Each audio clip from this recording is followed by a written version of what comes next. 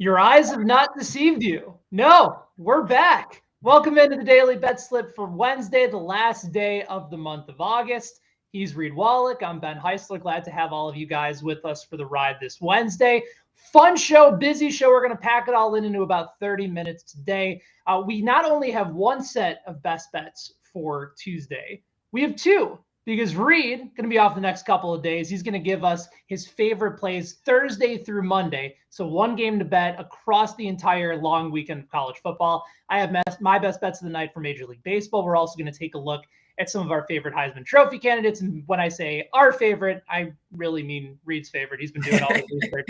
He's been doing the full insights and analysis, and I'm just here to learn. Plus, our game of the night, the Baltimore Orioles and Cleveland Guardians from Cleveland tonight. Should be a very fun matchup. We'll dive into our favorite plays for that as well. Reed, we are finally back to week one starting tomorrow. I noticed you got all of your trends in for today. That's up over at BetSided. A lot of really unique trends for the start of week one. Any in particular that really stood out the most?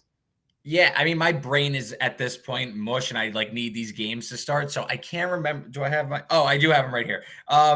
Yeah, I think week one home underdogs super profitable, and we could get into some trends a little bit more, but go check the article out on BetSide. I believe we had 4 trends in there, all very unique and stuff. And you just go digging and you kind of fall into a rabbit hole. But I thought these were specifically profitable, and I made sure to mention teams that fit this specific parameter. Of course, don't just blindly bet them, but if you want to look into it yourself and you need some extra reason to bet, maybe this is a good place to start.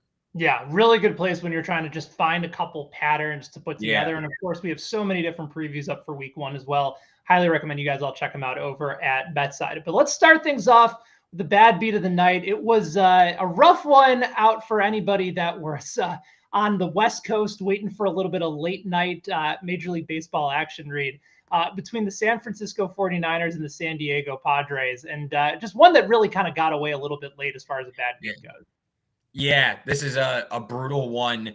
Padres, we said this on the show, by the way, how I was kind of I kind of like the Giants, but just line seems so trappy. Whatever, I stayed off it. Don't want to brag or anything. 3-1 night for your boy last night, but that's all good.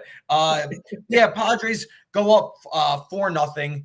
Giants get one back in the 8th, so now it's 4-1. You think, okay, especially if you're saying Padres run line or anything, that's probably plus 175.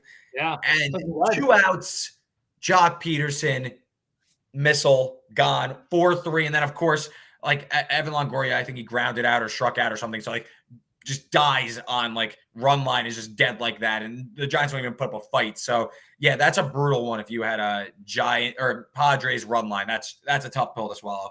A lot of vicious baseball beats lately. Yeah, it just kind of feels like it's happening all the time. By the way, if we're going to go ahead and just pop our collars a little bit and feel good about ourselves, Logan Webb over 3.5 strikeouts. He cleared it by about 4.5 last night. So yeah, easy. Love to see it. He comes out. It was 1-0 Padres. I guess the Giants were not the right side or anything, but I mean, Logan Webb showed up. The Giants are dead. They're done for the year. Teams are dropping flies left and right. You could see the teams the life coming out of some of these teams. It's really we're gonna talk about a game of the night, but I mean Orioles now starting to looks like they might be starting to let go of the rope a little bit. It's starting to get 1 or 2 teams battling for wild card positioning, and then that's kind of it. Yeah, and we've seen some weird things happen in the month of September. So I'm not ready to count out those Baltimore Orioles just yet, but a fairly compelling matchup, and certainly they'll have a bit of an uphill climb going up against Tristan McKenzie on the road. But excited to talk to you guys about that coming up in about 20 minutes or so. But let's talk about best bets. So we're breaking it up a little bit differently on the program today. Normally, if it's myself or Reed or whoever 2 hosts are on, we like to go back and forth, go on our different bets of the night. But because Reed is giving you a little appetizer for the college football slate from Thursday through Monday, I'm going to give my best bets first because they're all focused on tonight. And then Reed's going to go through his college football slate of games coming up from Thursday through Monday. So let's start right at the top. Got a prop bet for you that I'm trying to figure out what's happening here, Reed, because it just kind of feels like the odds makers were sort of asleep at the wheel. Drew Rasmussen of the Tampa Bay Rays has been incredible. Legit fantastic over the month of August. His last 3 starts, 7 strikeouts, 8 strikeouts, and 9 strikeouts. I know he's not a typical strikeout pitcher, but they've set his line at just 4.5 tonight against the worst hitting team in Major League Baseball right now over the course of August. That's the Miami Marlins. I mentioned that they've been a disaster. So in the month of August, 159 ERA in about 28 innings. He's struck out 29 guys. He's only walked 4. Opponents are hitting just 155 against him. And meanwhile, Miami's hitting under 200 in the month of August as a team. They're also dead last in weighted on base average, or WOBA. They're dead last in batting average, and they're also striking out just under 25% of their at-bats. And 2 out of those 3 stats put them in the worst category in all of Major League Baseball. I'm not sure what I'm missing here, other than maybe they just think Rasmussen's going to pitch to contact, or they know something about the Marlins tonight that I don't. But 4.5 for Rasmussen against a terrible hitting team. His month of August, I think, is going to continue from a strong perspective. And Miami, they haven't shown any indication that they're about to wake up from this slump. So give me over 4.5 on Rasmussen tonight. It's like not even a slump anymore. The team just sucks. Yeah, right. It's like a month long. Like they can't score more than 3 runs. Right. Yeah. You're not going from slump. It's from slump to suckage. Like it's like it's not even a trend that it's just like this is it. This is it, and that's all she wrote. So Rasmussen over 4.5 for me. Next bet I like. Talk about another team that's been slumping or sucking really for all year. The Chicago White Sox. It's hard for me at this point because I just think there's so many things wrong with this team. But tonight kind of feels like a get right moment for them. They need a win in the most desperate of ways at home, trying to avoid the sweep to the Kansas City Royals. And you got a pitcher that you paid a handsome amount of money for in Lance Lynn on the bump tonight. And he was bad to start things off once he came back from his injury back in the latter part of June. But over his last several starts, he's been much better. Since August 14th, Lynn's gone 17 2/3 innings. He's only given up 4 earned runs over his last 3-4 starts. He's struck out 21 batters. He's only walked 2. And on the other side of the coin is Chris Bubich for the Kansas City Royals. He's been awful in his last 3 starts. 9.45 ERA. He's only gone 13 1/3 innings in his last 3 starts. And he's given up 27 hits over those games. And the White Sox, for as bad and as disappointing as they've been, they're still a really good hitting team against left-handed pitching.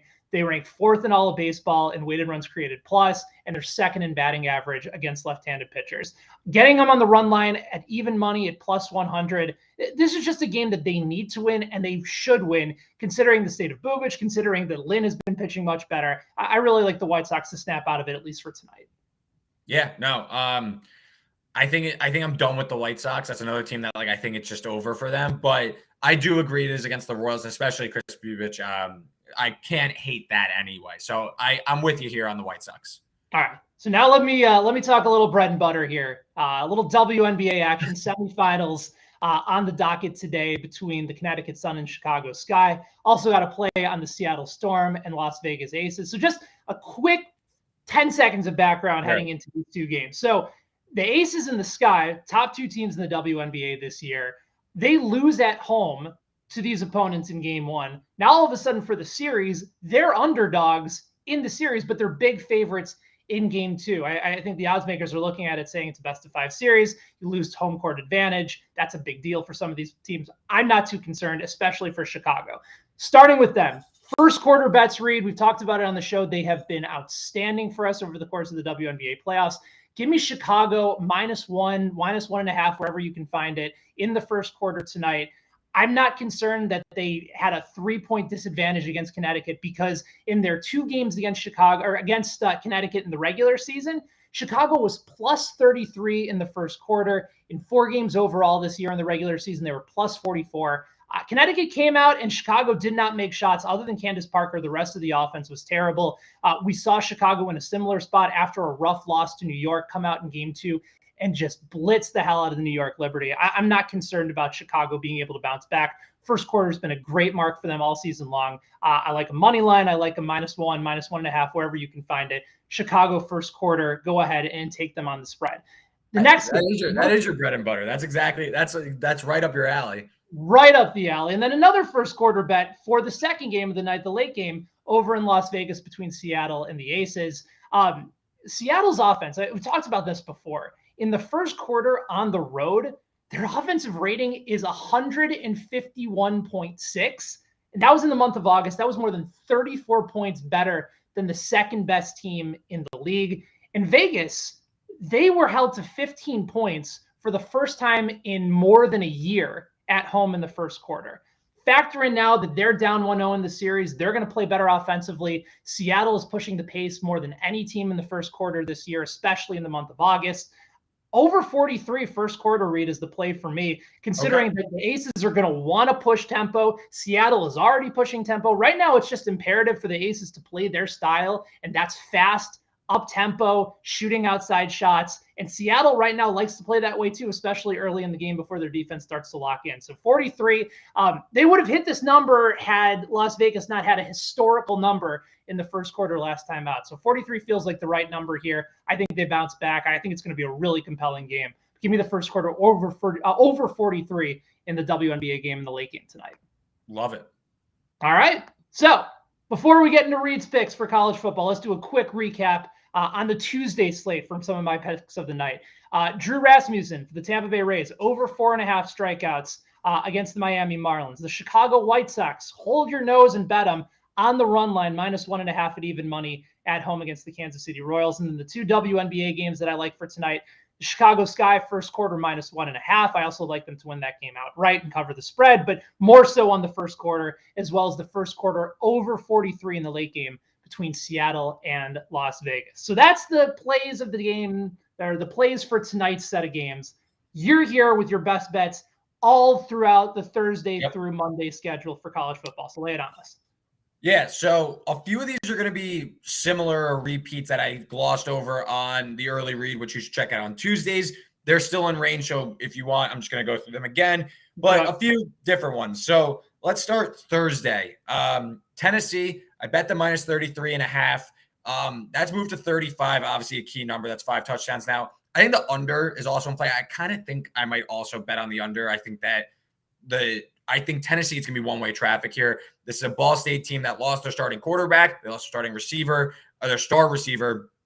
Tennessee, veteran offensive line. Josh Heupel has a tendency to run up the score. They play a very fast offense. So I think Tennessee is going to build out a big lead. Maybe this game kind of dies. That's why I think the under has some value at 68.5, because Ball State, we don't know much about their offense. They're integrating new players. They're going in on the road to a Tennessee team that has a lot of expectation, a lot of returning talent. I think they're going to come out and smack them. So Tennessee under 68.5, I think, you're going to need to see 55 plus from Tennessee, I think, to get over this number. So if you get under 35, I like Tennessee on the spread. Under 68.5 is fine with me. We move to Friday. Spoke about this on the show. Still love it. Love it even more now. I don't know why. Time has just passed. I got more excited. Old Dominion is pulling the upset of Virginia Tech come Friday night. Anything over a touchdown's cool. I said on yesterday, I'm feeling frisky. I'm going to sprinkle on the money line. The Norfolk faithful is going to be rocking as in-state rival Virginia Tech comes to face an Old Dominion team that returns 10 starters, including the starting quarterback, Hayden Wolf. And they won 5 straight to close out the season. This is a Virginia Tech team that's completely starting over. Their starting running back is out in Malachi Thomas. Their transfer quarterback, Grant Wells, he faced Old Dominion last year, threw 2 interceptions, had to go to overtime against this Monarchs team. Last one. This is the kicker for me. Old Dominion head coach Ricky Ronnie is the former offensive assistant at Penn State. One of his co-workers on the defensive side of the ball, Brent Pry, who's the new Va-Tech head coach. So I think there's going to be a familiarity. I think Ronnie's going to get them going. I think we see an upset similar to 2018 when Old Dominion knocked off their in-state big brother Va-Tech. Saturday, Houston, -4 against UTSA. We've spoken on the show. We spoke about it yesterday. I love this Cougars team. This is a UTSA team that had their best year last year. This was it for them. They won the Conference USA Championship. They're now without their star running back, Sincere McCormick, who had over 1,500 yards. Their secondary was smoke and mirrors. They were super turnover reliant, had the 4th best turnover margin in the entire country. They were also bottom 20 in explosive pass defense. Enter Clayton Tune and Tank Dell. Those Tune threw for 3,500 yards last year. Dell had over 1,300 yards receiving. I think Houston carves up UTSA. They win as 4-point road favorites. That's also a good money line parlay piece for you. Next, Sunday, Florida State. I like them catching 3 against LSU. I just got to see it with LSU before I start trusting this team to be favored against a Florida State team with Jordan Travis that last season at the end when he was healthy looked pretty solid. I think LSU, they're down their starting running back. I think it's going to be Jaden Daniels based on all the reports. He's going to be the starting quarterback. Do not rate him very highly. I just think that this is year one of the Brian Kelly era. This is year, now I'm drawing a blank, but I believe it's year 3 of the Mike Norvell era. I just think Florida State is a little bit further along in their rebuild. 2 very talented teams. I think it's going to be exciting, but I want to take the points here with Florida State. Next, Monday, Clemson. Also mentioned this on the show. Beatdown, blowout city, whatever, any type of decleating, whatever you want to call it, that's what's going to be. This is arguably the best defensive line in the entire country. Have 3 or 4 potential first-round draft picks, second-round draft picks on the defensive line. They're minus 22 now, Clemson. This is going to keep ticking up. I just don't trust this Georgia Tech team that has 8 new defensive starters to slow down a Clemson offense that has some questions. And on the other end, this Georgia Tech offense just isn't going to hum. Jeffrey Sims can make some plays with his legs, but he's going to be running for his life. They still haven't even announced the starting offensive line for Monday. They've been rotating players all summer, so I think this is going to be a disaster. I think Clemson names their number. I also think that there's an incentive for them to run it up because they heard the noise all offseason. They know how bad DJ Uyunglele was last season. If he stinks, okay, cool. We got the quarterback in waiting, Kate Clubden, coming in. So I think there's total incentive for Clemson to win this one. I have it closer to 28. So I think there's plenty of room. Anything below 24 is cool with me. And that's it.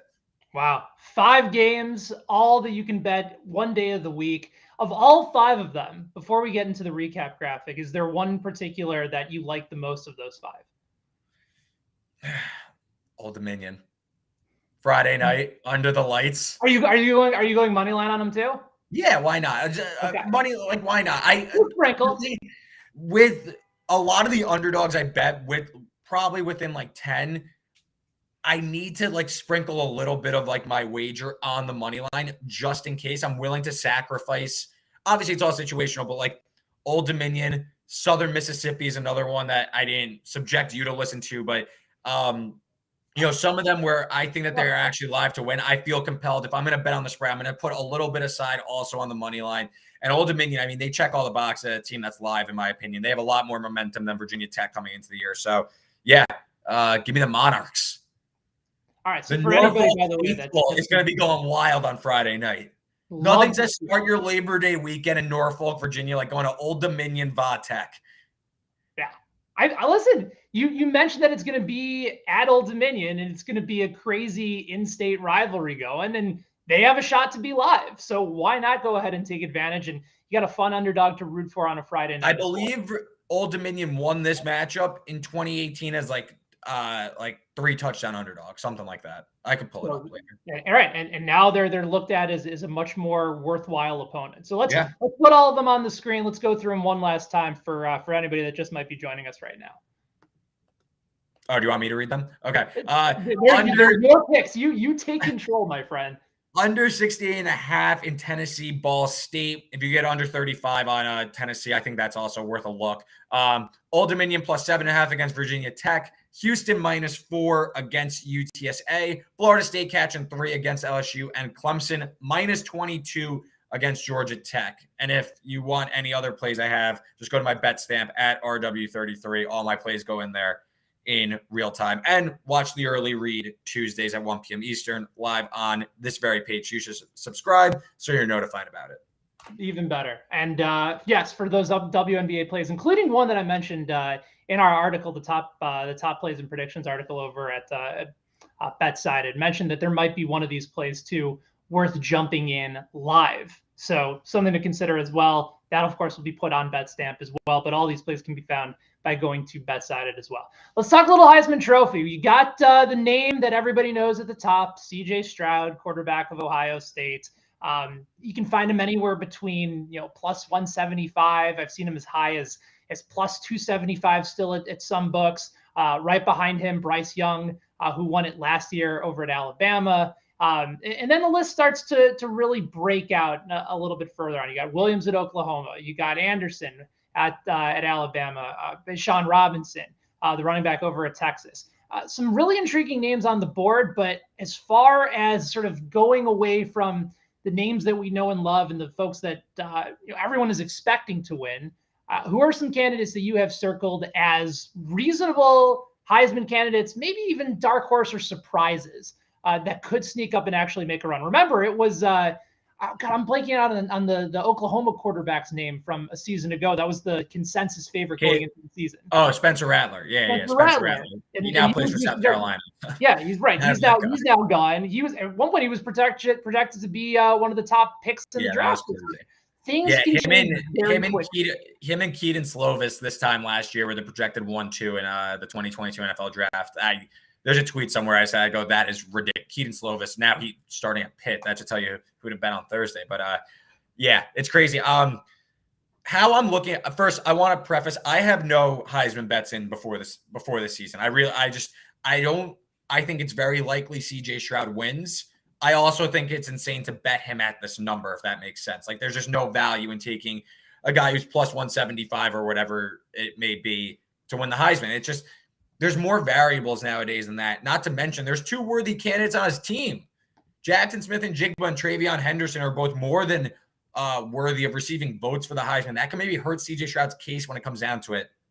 I think it's easier. And again, I haven't decided who I want to take a shot on. I have one guy that I kind of think might have a case, and I can see it. I haven't bet him, but I'll mention him in a little bit. But you go down the board, I think there's a lot of vulnerable favorites. I just mentioned why CJ Stroud could be in trouble. Bryce Young, that's, to me, I just think there's a better use of your money. I think you've seen once in 1973 and 1974 someone go back-to-back in the Heisman. In today's day and age, I just don't see it. So I think Bryce Young is number 2. I get why he's up there. I also don't think he's going to get the votes to win. It's a very voter fatigue heavy group of voters. So I don't like him. Caleb Williams, I've said on the show, I don't really like USC. I could see a case why people would buy into Caleb Williams, though. He has so many weapons around him. It's crazy. He has the Biletnikoff winner in Jordan Addison, who also transferred from Pitt, and Travis Dye from Oregon. So I could see the case for Caleb Williams if you want to look at the top and take a shot. To me, Will Anderson, he's just not gonna win. I don't know what to tell you. He's just not gonna win the Heisman Trophy. Very rarely goes to a defensive player. And also, we know he's amazing. Do you not think that the other team doesn't know that he's amazing also? And they're not going to double team him and stuff. And it's just going to make the Alabama defense great, not necessarily him. I just think he almost hype up other players on the Alabama defense as a result of how good Will Anderson is. Exactly. He's just, again, he might go number 1 in the draft. He's just not going to win the Heisman Trophy. The person I do want to talk about, though, is Dylan Gabriel from Oklahoma. I could see this working out. First of all, he got injured last year at UCF. He's fantastic. He also doesn't throw a lot of interceptions, which I think is super important to the Heisman. If he ends up doing a 35 touchdowns, 3 interceptions, that just looks nuts. So again, Heisman Trophy has to do a lot with counting stats and a lot with team success. So Oklahoma, the Big 12 betting favorite. So expected success. Dylan Gabriel's fully healthy, and he has been really great before. So this isn't like he's coming out of nowhere. He's also back with his offensive coordinator, Jeff Lebby, who was at UCF. He also was at Ole Miss with Matt Corral last year. Now he's back. Now he's at Oklahoma with his guy Gabriel. So maybe they just take off. Oklahoma, Brent Venables, the head coach. Again, this is a team that is the favorite to win the Big 12. Maybe their defense is awesome with Venables, and Lebby helps put it together on offense. And this is a team that is a top 5 team, maybe fighting for a playoff berth come December. That helps Gabriel's case, and he's in the mix. So I think Gabriel, do you have a number on him, Ben? I saw him at 30-1, but let me go. That's, to me, if we're taking shots before the season, that's someone I want to play. To me, betting CJ Stroud right now, that's just dumb. There's better uses of your money. So if to me, Gabriel, you might see his odds go. His odds might go from 30-1 to 10-1. And then to 5-1. Again, he might not win, but can he be a finalist? And then, you give yourself some outs and stuff. Yeah, absolutely. Again, if we're talking about just strictly placing a wager, I would rather have Dylan Gabriel at 31 than CJ Stroud at plus 170. Makes perfect sense. Yeah, that's my one Heisman kind of dark horse. I think Caleb Williams has, some merit. I wouldn't bet him. I think Gabriel, to me, is someone that is going to see his odds shrink pretty quickly, in my opinion. So with a couple of those names, a couple that you didn't mention, Tyler Van Dyke over at Miami, another name that has gotten some consideration at 35-1. You mentioned DJ Uyagalele. Again, I'm probably going to. He's not going to win either. DJ There's a is good chance he gets benched not going to during be the working year. there much longer, right? And then there's Devin Leary, 50-1 over at NC State. Any of I'll those say names? one more, really quick, one more. Like, if you believe in Texas, Quinn Ewers to win the Heisman is worth a bet. I don't believe in it, but I could see someone that like is all in on Texas. I could see him winning. But also just remember they play Alabama next week. So what I would say is watch him versus Louisiana Monroe this weekend, see how he does. If he lights it up and you're like, okay, maybe they'll lose to Alabama, but he's going to look really good. Like they'll cover and like he'll throw 3 touchdowns and throw for 350 yards. That voters will forget about week 2 if Ewers lights it up the rest of the season. You know what I'm saying? Like you could lose a game, but if you think Texas is going to win the Big 12 and you think Ewers is destined for big things, 25-1, I would watch this week. Think about it, sit on it, sleep on it. Maybe if you think he could show up against Alabama, he's worth a bet heading into next week. More so than Bijan, you would say, just because of the position. Yeah, no, I can't see Bijan winning it unless like you think Texas is going to go undefeated and he's going to run for 1,700 yards, which I don't think that's going to happen. Again, great player, he's not going to win the Heisman. Okay, so putting you on the spot, if you couldn't choose the top 2 guys on the board, if you had to make a prediction for your Heisman Trophy winner this year, who would it be? Like, I think CJ Stroud will end up winning it. I guess I'll go Gabriel just like because I made all those cases right there. So I guess I'll go Gabriel. I don't really think Jackson Smith and Jigba is going to win. I know he's a trendy pick. TreVeyon Henderson also, like, I think they might all end up splitting votes, which makes it difficult. So yeah, I'll take a shot on Dylan Gabriel, but I wouldn't be surprised if like someone random throws himself into the mix as teams get better. Like, or as teams start, like the sample teams get better, teams show that they are better than expected, and guys start moving up the board quickly. Like Cam Rising, for example. Yeah. All right. So Dylan Gabriel, go ahead and mark it down. Yeah, cash your ticket. There's your ticket. Cash you with my Otani tickets, and we'll be good. There you go. All right, so good stuff from Reed heading into the start of college football, taking a look at some Heisman futures. Let's talk game of the night. We got the Baltimore Orioles and Cleveland Guardians. That game right around the corner, one of the first games off the Major League Baseball slate tonight. Orioles plus 155 on the money line to get it done on the road. Jordan Lyles goes for them. He's going to be faced against Tristan McKenzie of Cleveland.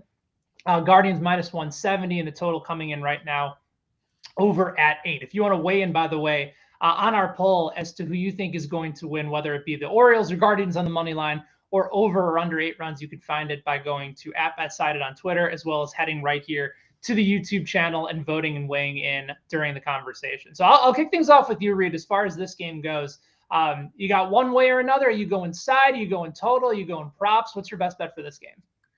Yeah, I got a prop here. I'm going to take Tristan McKenzie over 5.5 strikeouts. I believe you get that like minus 120, minus 125. Not too expensive. McKenzie's been dealing. Have always loved his game. I know he's a little younger, but I just, when you're doing your like summer degen betting, I always find myself gravitating towards Tristan McKenzie. And he's starting to put it together. Guy's been nasty all year. Low 3s ERA. He's been pitching great. Gone over the strikeout number in 6 of 10 games this season. He also is averaging this season over that stretch 6.5 innings pitched. So the volume is there, and I think he's gonna go roll through this Orioles team. He's been much better at home, sub 2.75 ERA this season at home. I think you're gonna see McKenzie go 6-7 innings, and this number is not out of the question for anyone if you're gonna pitch that much. So the volume's there. The numbers have been there of late. So give me Tristan McKenzie over 5.5 strikeouts. I'm not that interested in the side. Yeah, perfectly reasonable play. Like McKenzie, especially over his growth in the second half, has been really terrific for them. I took the over here, and I'm kind of regretting it only in the sense that I feel like I feel more. But no, but I guess I think the over gets there, but I think it's largely a part of Cleveland hitting their team total that pushes against Baltimore. You know what I mean? Like, I think the Orioles, like you mentioned, there's been some struggles. The bullpen, after they moved on from their best closer, they've dealt with some of the same issues that my Chicago Cubs had, where all of a sudden you move some guys out of the bullpen, and eventually guys can step up, but the scouting reports comes out on them. You start to figure him out a little bit. And Jordan Lyles, even though he's really hung in for as much as he could over the course of this year, is still a very hittable pitcher. Like looking at some of his numbers over the course of this year, he's got a fielder independent pitching of expected ERA of 4.79, fielder independent pitching of 4.30.